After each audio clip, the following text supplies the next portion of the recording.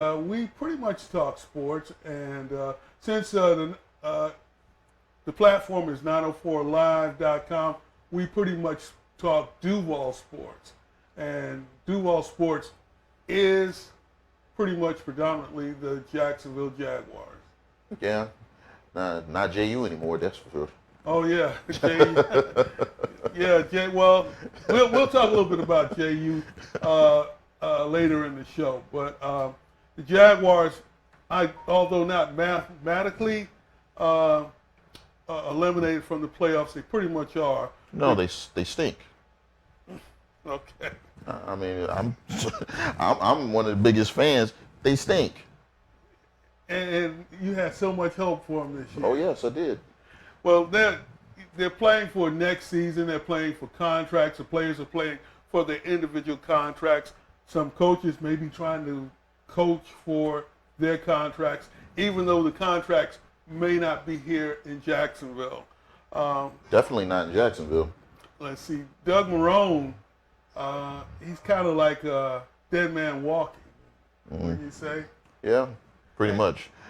He's going to be eating bologna sandwiches, but just not here in Duval. Not from here, from Duval, no. So Doug got his start here in Jacksonville around mid-season, 2 years ago? Yes.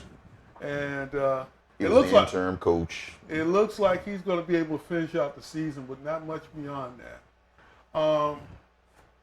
The question is, who stays, though? Tom Coughlin. That will be a constant. He will stay. He may not stay in the same position that he is, Executive Vice President of Football Operations. That's his title, isn't it? Yes, it is. Yes, it is. I don't. He'll probably wind up being the president of something, another Jaguars, community affairs, or president emeritus, or whatever. I just feel like he's their NFL guy. He's their football guy. Shad Khan's not the football guy. Tony Khan, I don't feel like they would put the entire franchise in his hands. Plus, he has his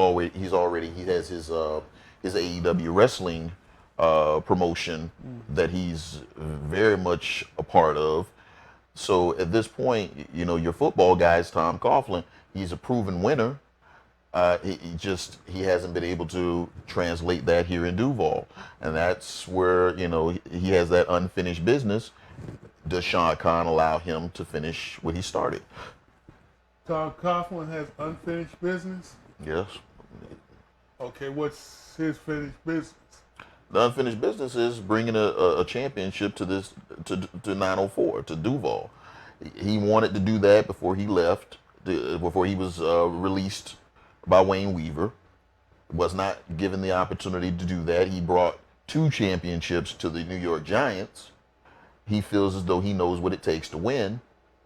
Will he be able to get individuals that will buy into what he's selling? No.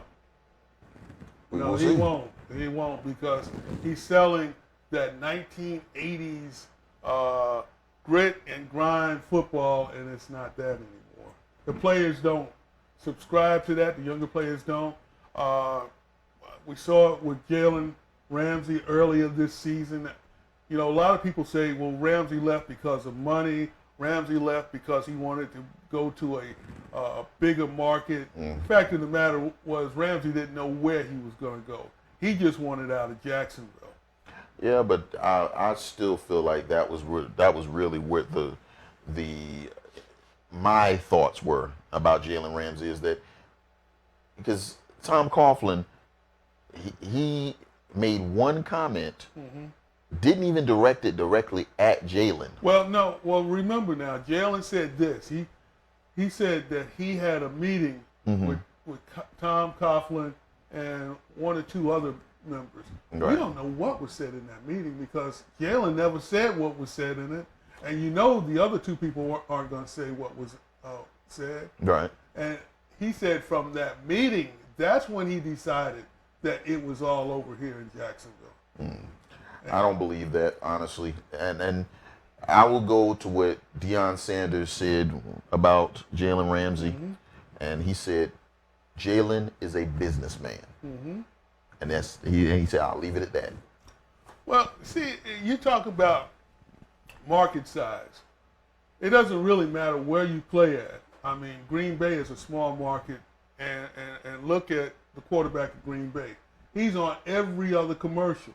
Yeah, but Green Bay is the royalty of the NFL. That has nothing to do with Hollywood. That has a big difference. What Aaron Rodgers is one of the top quarterbacks in the league. Right. And that's the reason why he's on commercials. Not because he plays for Green Bay. No other player in Green Bay is making the amount of money. Brett Favre was in Something About Mary, the movie. And he was one of the top quarterbacks in the NFL when he played. Nobody else on Green Bay was in the movie Something About Mary. It has to do with how good you are, what your personality is, and can you draw people. Jalen Ramsey checks all those boxes. He checks them all. And the fact of the matter is, because he played in Jacksonville, would not hold him back from making money in Hollywood, New York, Detroit, or any place else. Okay, so let's talk about that. Phillip Rivers, right? One of the top quarterbacks in the league. Am I right? Right. Have you seen Phillip Rivers on any national campaigns, any movies, or anything like that? He's in San Diego, small market. He's in Los Angeles for the last 2 years, and he still ain't made it. Okay, LaDainian Tomlinson. It has everything to do with how you want to market yourself. I'm sure if he wanted to market himself, he would do that. LaDainian Tomlinson, one of the best running backs in the league for his time period in the league. He's not an actor. He was in San Diego. He's not an actor. Did you see him on any major commercials? Some, but not many. Did he have any major deals out there? Some, but not many. So what I'm saying to you is the market does matter. No, it doesn't. Yes, it does. Think about this.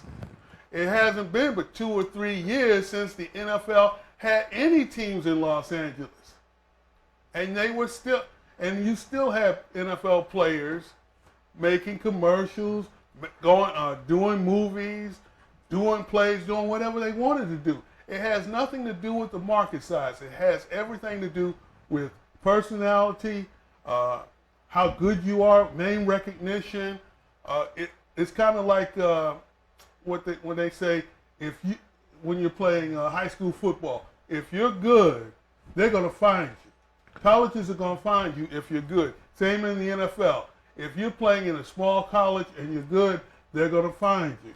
Okay, so there have been multiple situations as far as television shows where NFL players have made cameo appearances. Mm-hmm. Name one Jacksonville Jaguar that has made a cameo appearance on any television show.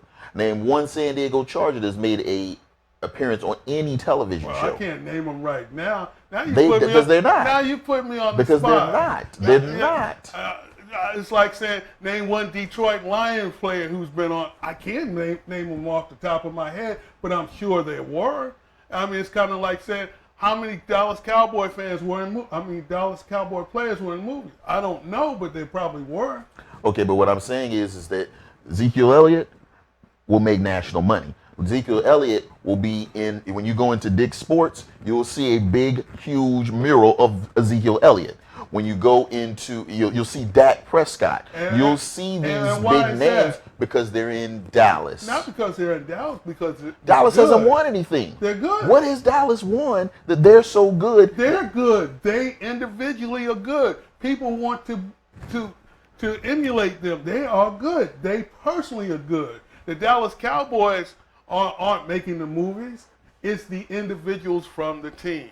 But it also goes to who your agents are, and what you tell your agents. Hey, I want this, and this done. This is where I want the plane of my career to go, and then that's what they work towards. They don't say, well, because you play in San Diego or you play in New England, that's not going to be possible. Yes, they do. Of course it's going to be possible. That's exactly what they say. Because guess what? You're on TV every week. That's exactly what they say. They say if you're in a smaller market, you're not going to be able to get that type of run from these small market areas, these small market teams. And that's just what happens. You know, when you go on, I've watched the shows. I've sat there and watched Ballers. I will see a Miami Dolphin on Ballers.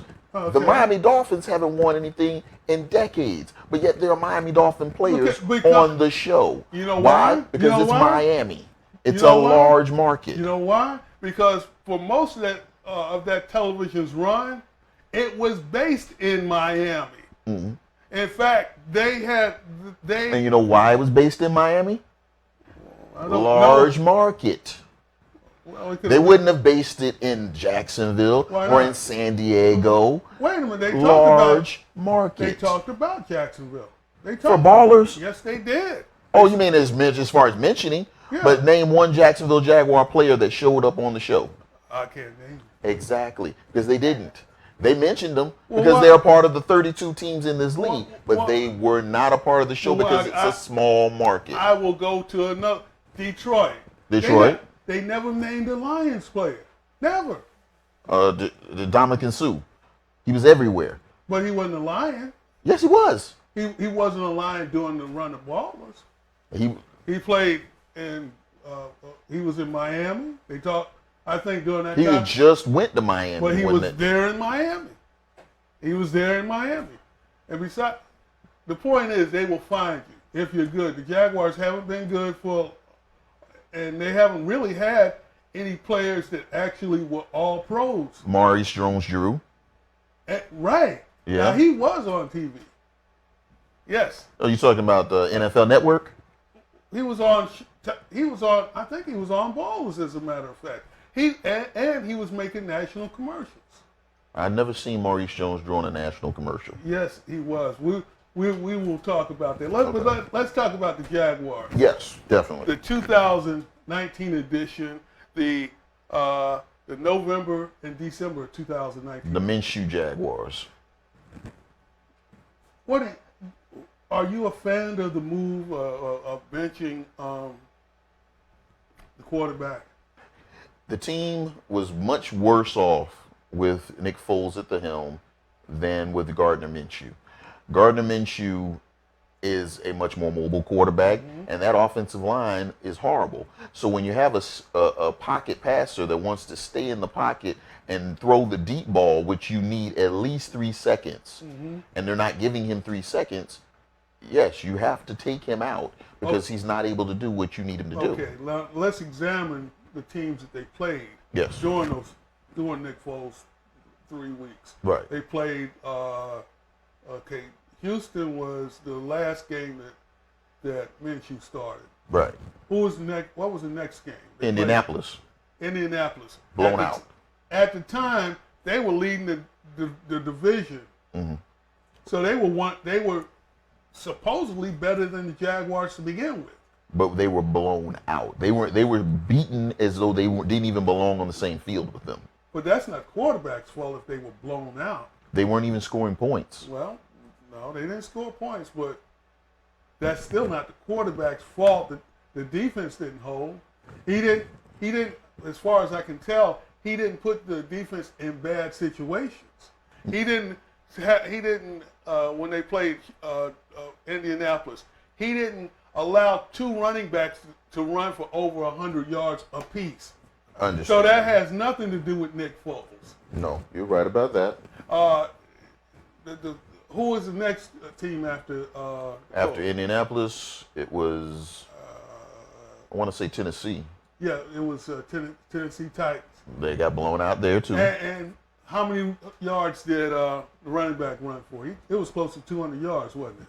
Yep. What's Nick Foles got to do with that? He was turning the ball over.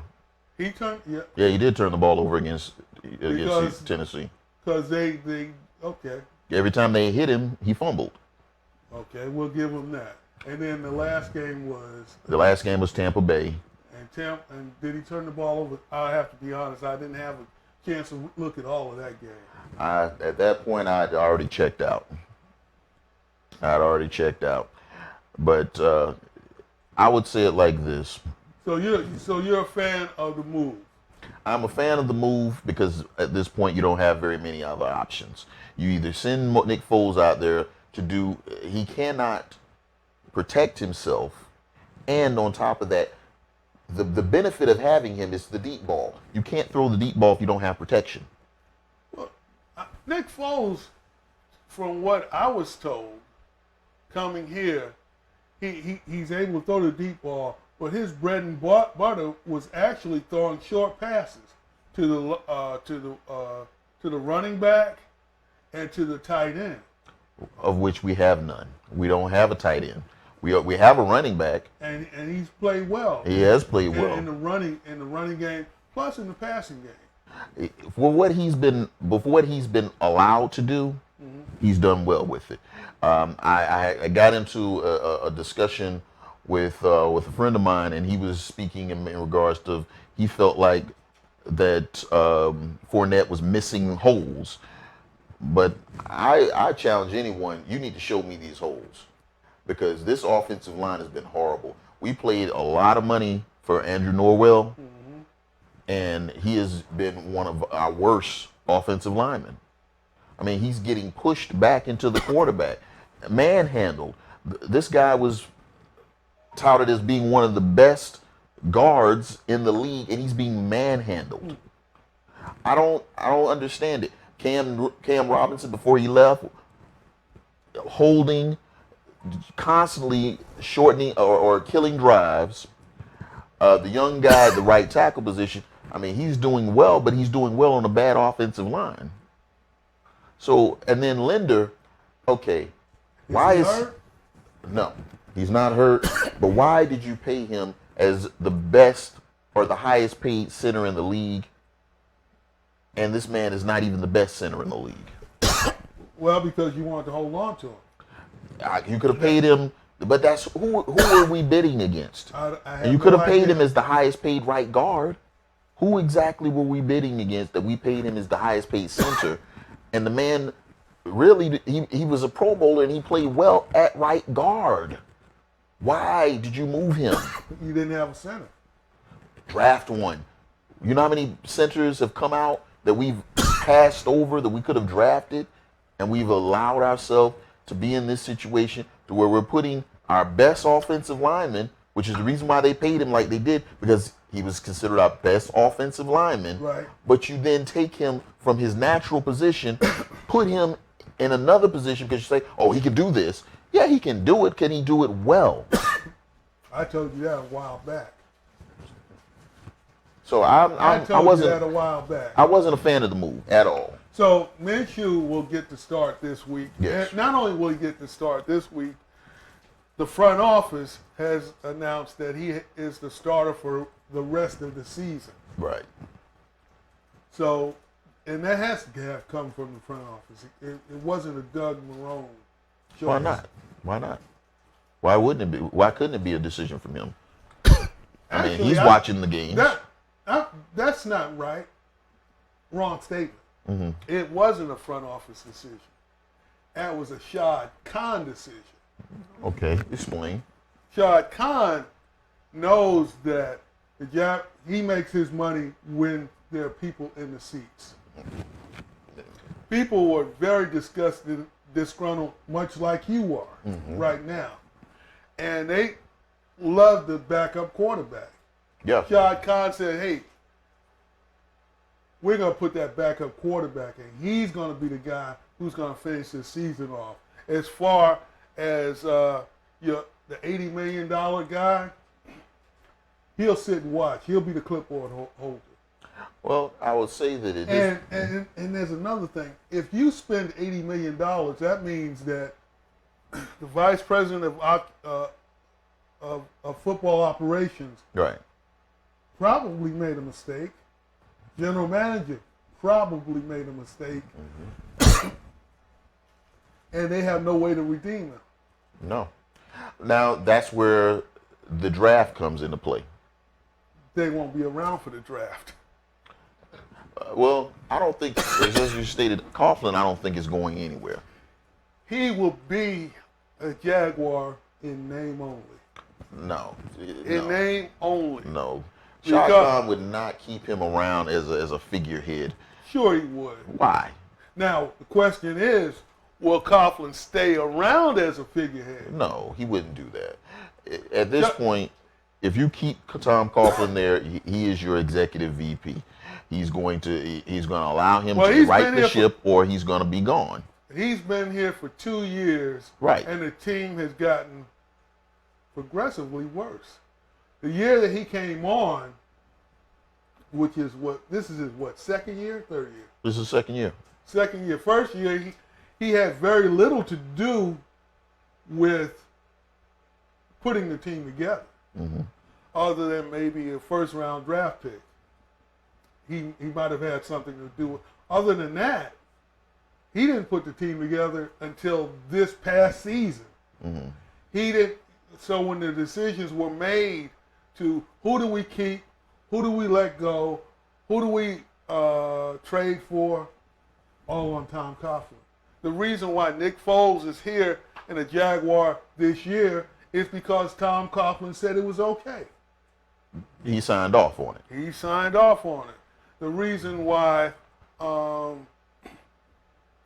first-round draft pick this year is here, because Tom Coughlin signed off on it. He's playing well. It's a good pick.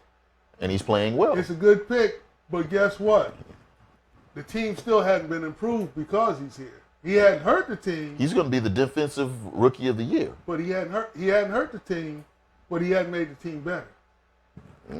He hadn't made the team better. In fact, the team is at best the same as they were last season. And Shad Khan said he ain't putting up with that no more.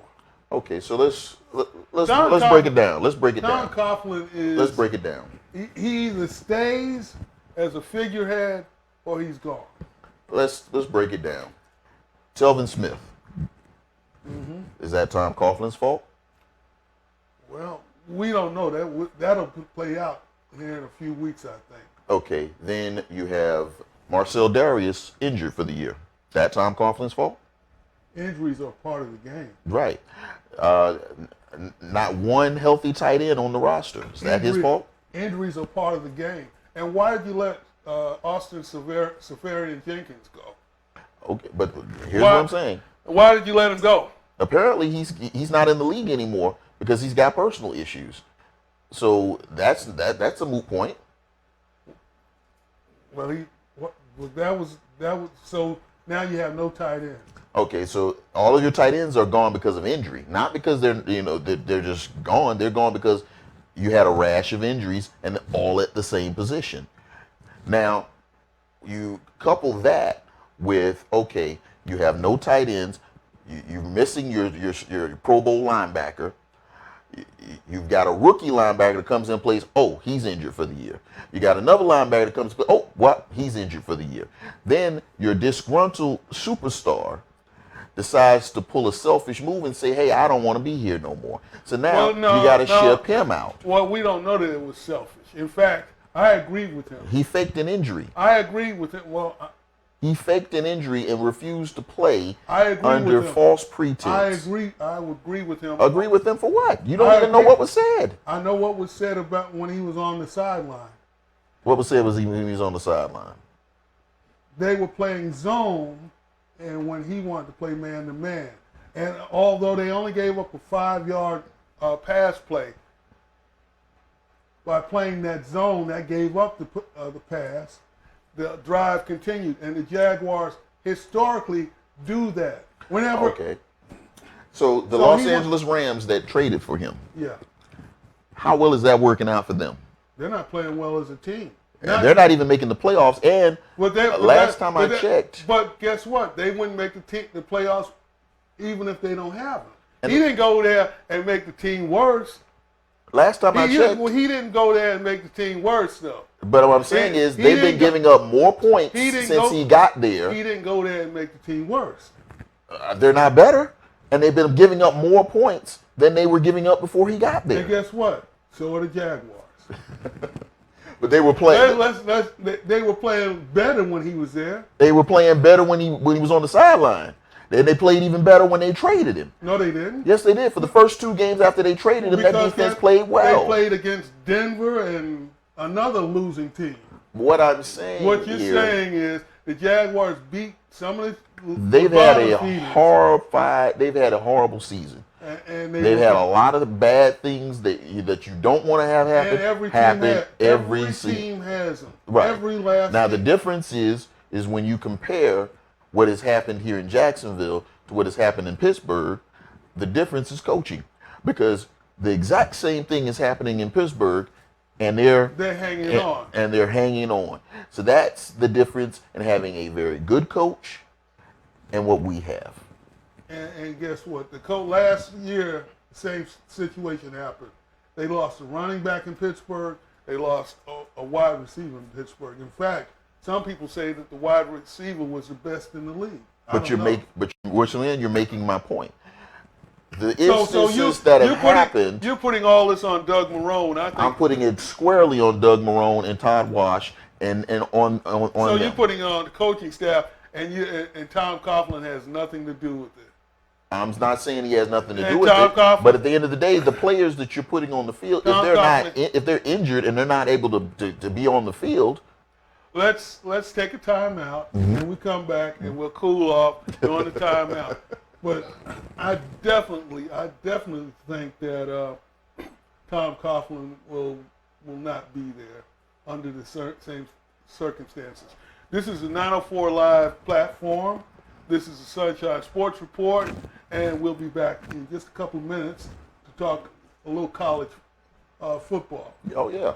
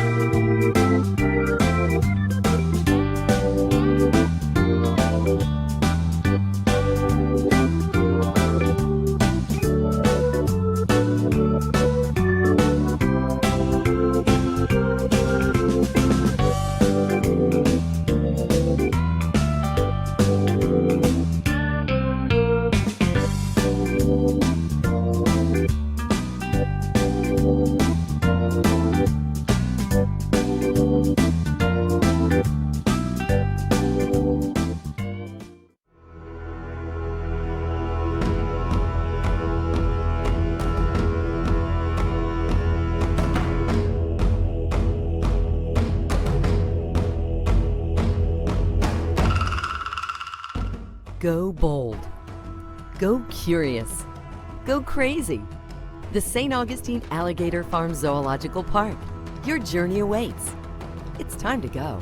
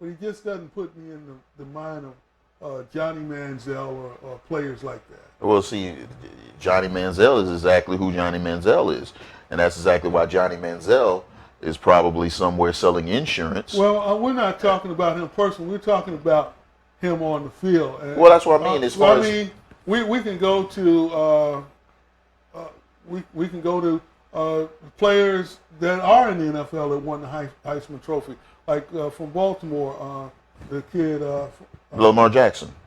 He's in the NFL. He doesn't. Matt Jones doesn't remind me of him as well. Joe Burrows, you mean? Joe Burrows from LSU. Well, I would say it like this. I mean, I kind of I'm not going to take it from him, but the fact of the matter is he's not very exciting.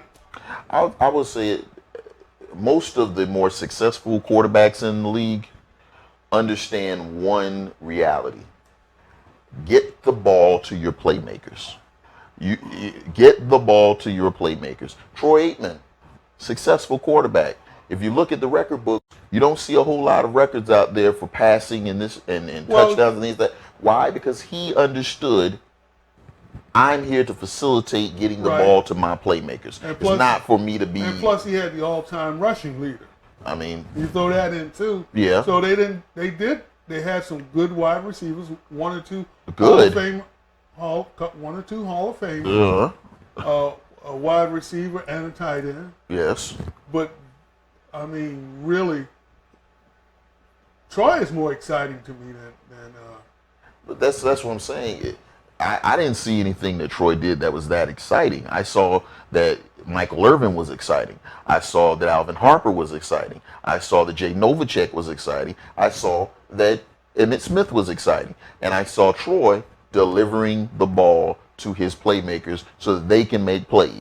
And that's what the quarterback really, a successful quarterback really is supposed to do. So if he winds up being a Heisman Trophy winner, you're good with that? I'm good with that. Okay, well, LSU is not the number one team in the country. Number one team, according to college football playoffs, is Ohio State. Yes. Ohio State, followed by Clemson at number 3, and then University of Georgia at number 4. So there's 2 SEC teams in the playoffs right now, as if it ends today. But we know that there's championship Saturday coming up, so there's going to be some changes in that because LSU does play Georgia.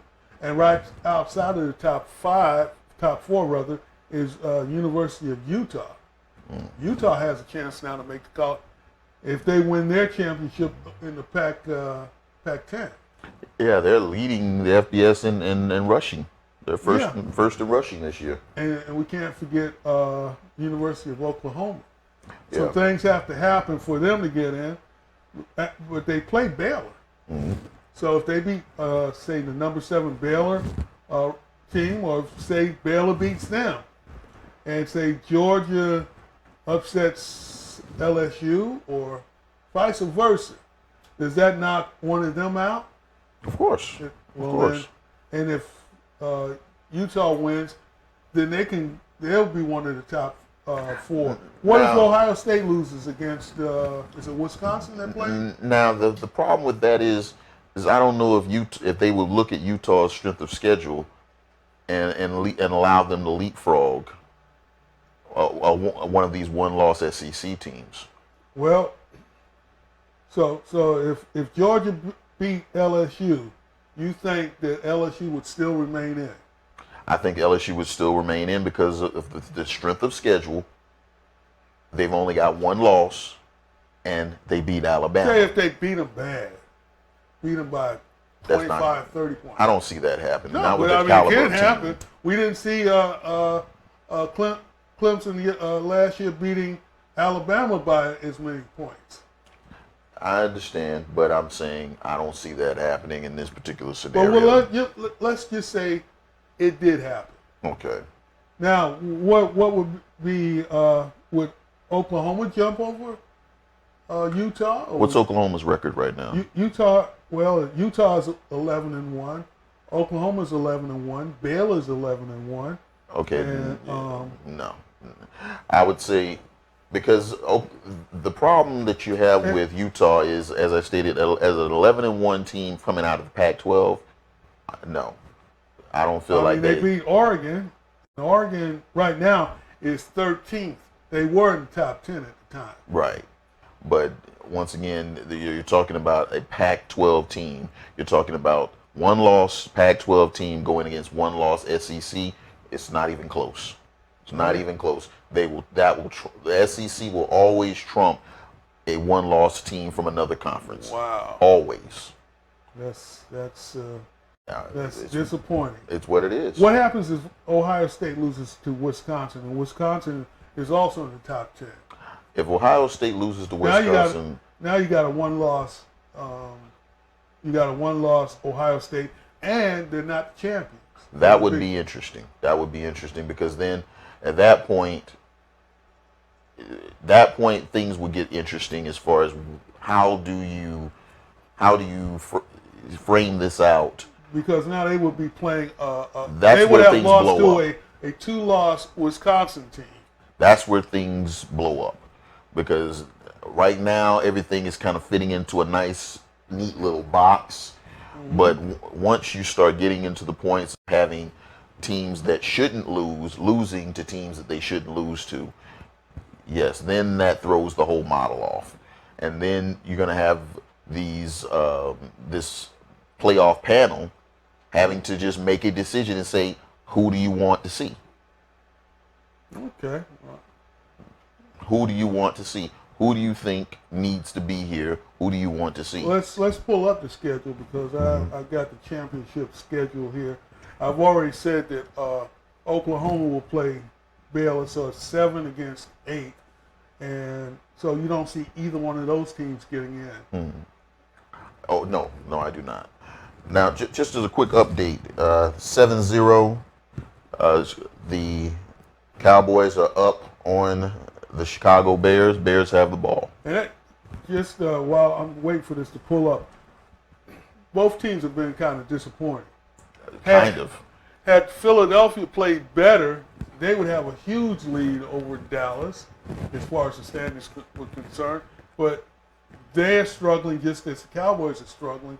And Chicago, unfortunately for them, they're playing in a division that has Green Bay and a very good Minnesota team.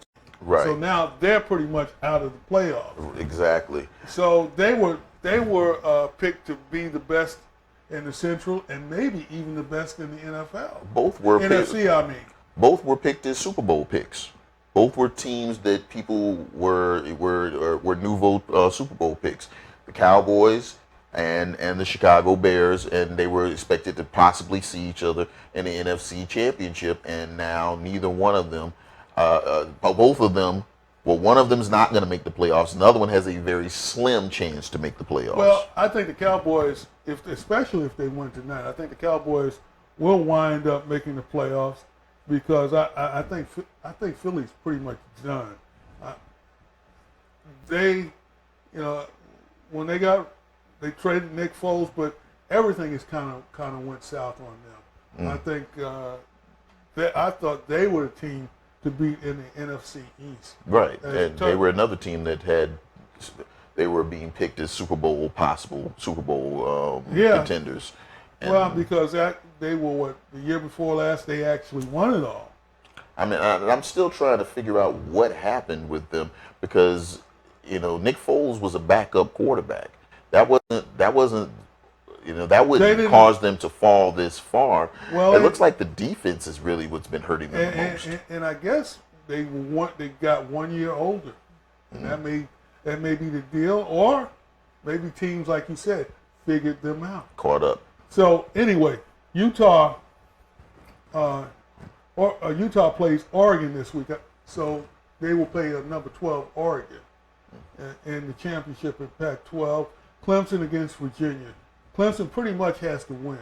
Right. They've got to win because the ACC schedule, the weaknesses. Right. There is no good teams other than Clemson. Clemson's the only good team in the ACC right now. I should say dominant team. I think Virginia's pretty good, but they're not No. dominant. Yeah, they're good in a very down ACC year. Ohio State, like we said, plays Wisconsin.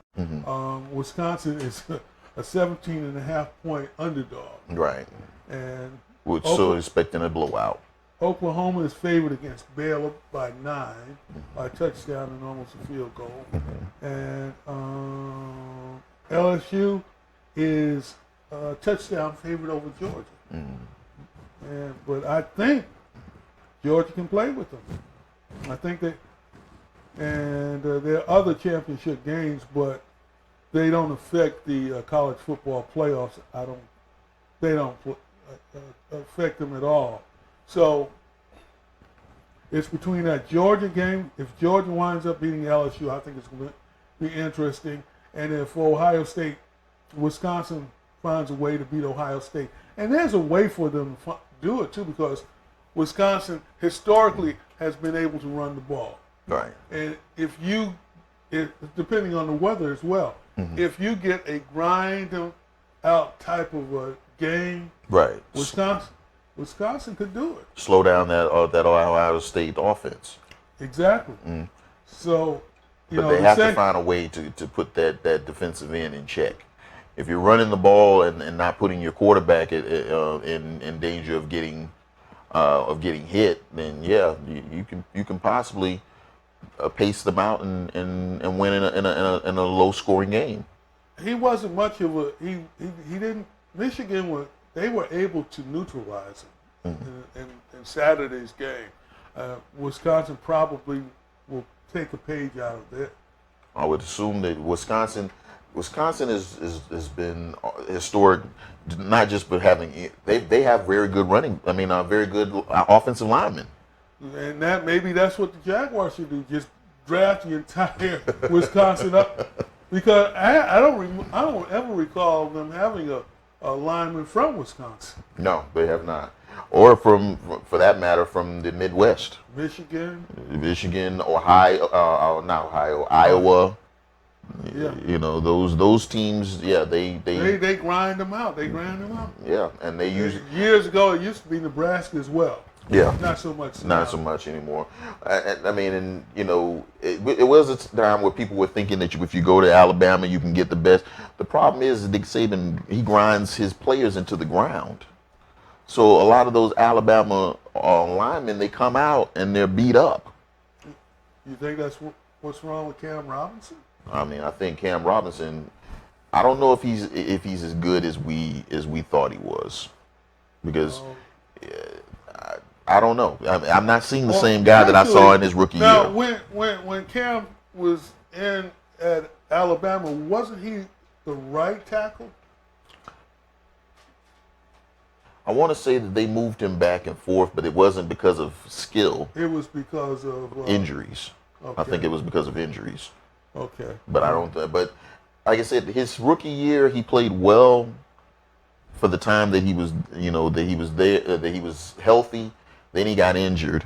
Okay. And then from that point, this was supposed to be his resurgence, and he came back, and he just hasn't seemed like he's the same guy. Or maybe this has always been the guy, and he's just. This is year 3 for him now. Is it year 3? It is. Well, remember, the second year, he got hurt the first quarter. So he came back from injury the second year, got hurt again. Or did he come back at all? I don't think he came back at all. But so the rookie year was a learning year. Second year, he got hurt early on. If he came back, it was very late in the season. And now this is his third year. Yeah, third year, and once again, he's on IR again. So we're back to Jaguars. Yeah. Let's get out. Yeah. Jaguars. Okay. Let's say things kind of shake out the way you say they do. You wind up with maybe 2 SEC teams, Georgia, LSU. You got Ohio State, and then you got Clemson. Who do you like out of those 4? Ohio State and Clemson. You like Ohio State? I would say Ohio State. Well, okay, so Ohio State and Clemson. And who do you think wins out of Clemson and Ohio State? I would say Ohio State, honestly, at this point. At this point, you think that they've got it pretty much right then. I think Ohio State as far as should the be- rankings are concerned. Right. I would choose Ohio State over Clemson. Even over an offense like LSU. Oh, you mean over Ohio State? No, yeah. What I was asking basically was, who would you pick out of the four that are already that are favored? Oh, you mean as far as to win it all? Yes. I would say LSU. Oh, LSU. I would choose LSU. Okay. So because I think after this, in fact, I know after this Saturday they'll be re-ranked again, and there may be a surprise. There may be, like we say, Utah might sneak in, possibly Ohio State, and outside chance Baylor. Outside chance that Baylor can, because they would have beaten the number 6 team in the nation, and you would have, say, Georgia loses. Now they have 2 losses. Yeah. That South Carolina loss was Yeah, costly. that was costly, and It was but it happened early enough to where they could They- get themselves back into the conversation. as long as they kept winning. Exactly. But if they lose again, yes, that would be Because catastrophic. had they not lost to, say, South Carolina, they might be in the same situation that you believe LSU is in. Even if they lose, they won't drop far enough to get them out of the playoffs. Right. Because Georgia would probably be no worse than 3, and then wouldn't drop below 4. But now, a loss would pretty much assure them of probably being overtaken by a 1-loss team. Right. So, I agree. I think LSU is their year. Yeah. It's Ed Orgeron's year. Yeah. And remember, everybody laughed at it when Ed was hired. I think it was more because of Ed, not necessarily because of him being a coach. Well, Ed's a character. He's a character, but they wanted, as I recall, because wasn't he the interim coach once before? Or was this the first time he was interim coach? I don't know if him being an interim coach before. I know he was. I don't know about him being an interim coach before. But when Les Miles did leave, when they terminated his services, Ed took over as the interim, and The team wanted to play for him. the team wanted to play for him, and I guess that was maybe the reason why they kept him. Yeah, the players wanted to play for Ed. They bought into Ed, and that was why they decided to keep Ed on, is because the players wanted to play for him, and it started to look like that was the best decision. And I guess the LSU brass looked at it and said, we're not going to beat Alabama now anyway. So we'll go ahead and give him a year to see what he can do. I don't think they would have hired him with that in mind. I think knowing how the team, knowing what talent they had, and then knowing the fact that talent is willing to play hard for this particular coach, I think that's what got him the job. And they were playing well when he took over. They were playing well. Well, how did Les Miles lose control of that? And if they had a good team, and the coaching staff was. Sometimes it's a change in voice. Sometimes it's really just a change in voice. How they say, sometimes a coach's philosophy just kind of eventually just gets stale, and the players don't want to hear it anymore, and they kind of move from it. I see that in the pros, but not so much in college, especially in today's college where a player may only be there 2 or 3 years. In some instances, and then you also got to remember the dynamic in college changes. In the pros, you have a situation like New England where you have a core group of individuals that can keep the momentum of the coach's message going. Yeah. Whereas in college, you have such Every high year. turnover. Yeah, every year you have a different core, and that makes sense as well. So, I guess your job as a coach, your job depends on people and how they respond to you. And I guess Ed was in the right place at the right time. Yeah. And winning. And winning. And now he has a chance to have his school go on and win a national championship. But more so than that, I mean, he has a chance to basically write his own check. Because if you win this national championship, you become the man. You know, that buys you, that buys you time. Yeah. That buys you, authority. Right. A lot more say. You're no longer walking on eggshells around that building. Now you run the building.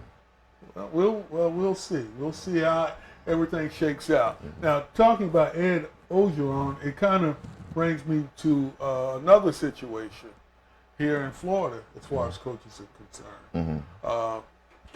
Florida State has now played its entire regular season. The only thing left now is a bowl game. Right. And Odell Higgins has been their coach for the last,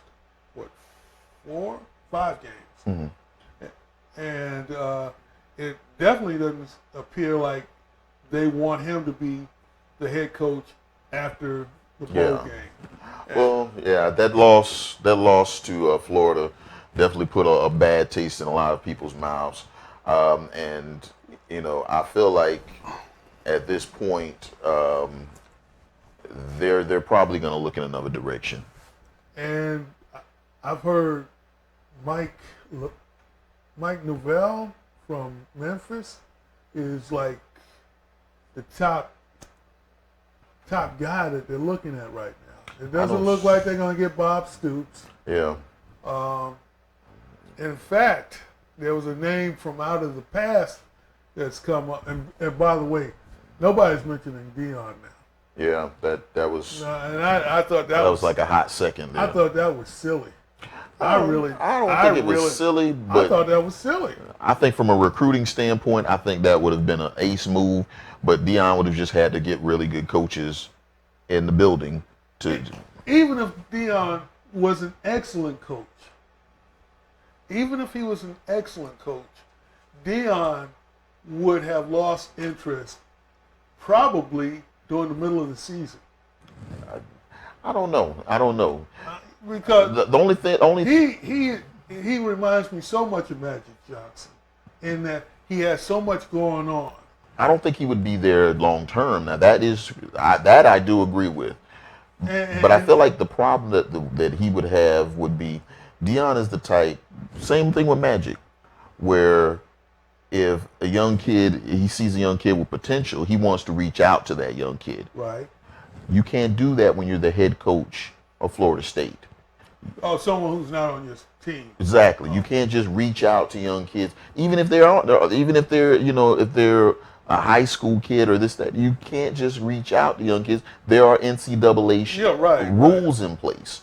And I don't think that he would be able to work underneath that umbrella for very long, knowing that, the way that he wants to move and the way that he wants to impact people. That probably would have lasted half a season. No.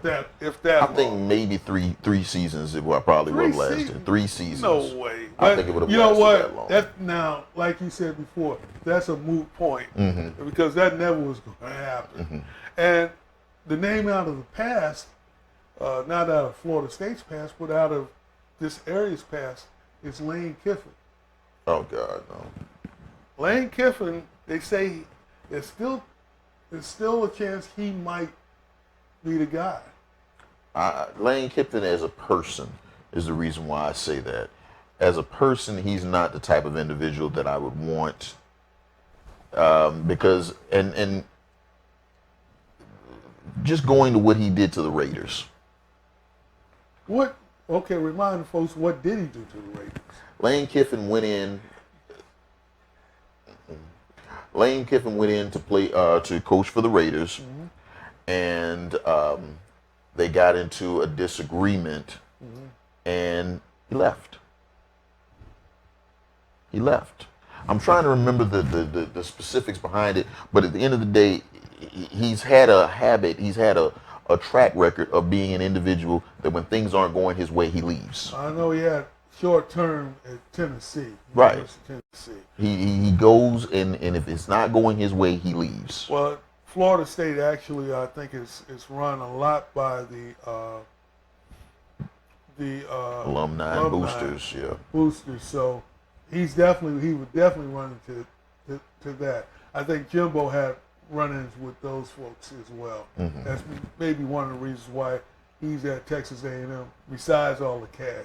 Well, the cash, I think, was really what that, what made that decision for Jimbo. Marlon, I think that's going to do it for this week. Before we get out of here, can you give them one more score on that game? You got it?